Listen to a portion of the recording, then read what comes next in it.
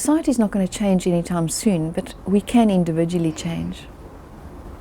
You know, those that are really struggling, I think people can change individually. And if we start, I mean, it's not a, if you think of a bucket of water, the bucket only gets full by one little drop at a time. Well, the ocean is made up of droplets of water.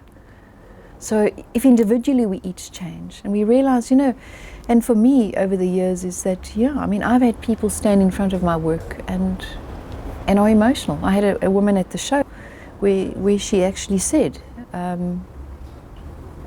want to cry because your work evokes some kind of emotion in me. And a lot of my work is finding the I. I have a vague idea now. It's taken me 50 years to try and understand what it's like to be human, because no one has ever taught us how to be human. And that is the huge gap. That is where our disconnection comes from.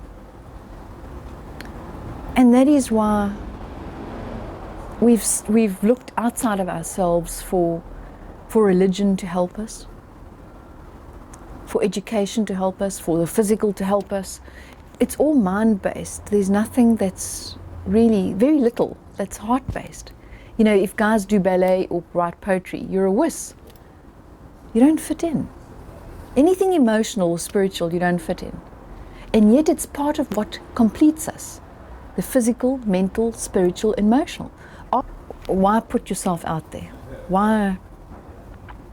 Because, you know, you take yourself wherever you go. And if you're not true to yourself, gosh, it's painful. It's really, really incredibly painful if you are not living your truth.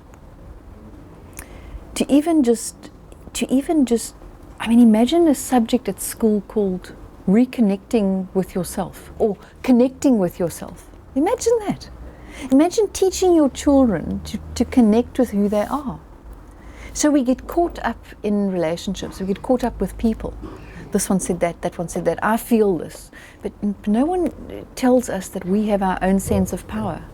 We have our own, there's just so much.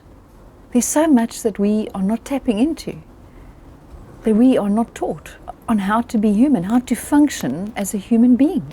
A lot of people are missing out on so much. And I suppose I found it safe when I was 14 years old, when I took my first photograph. Probably as a young lady then realized, wow, this was a way I could play it safe through life.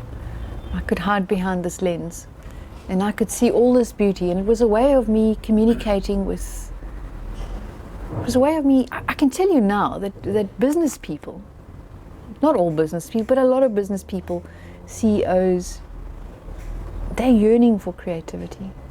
They're yearning to express themselves. And I think we've come here as human beings to express everything, to experience everything. Not just make money, fly high, roll over and die.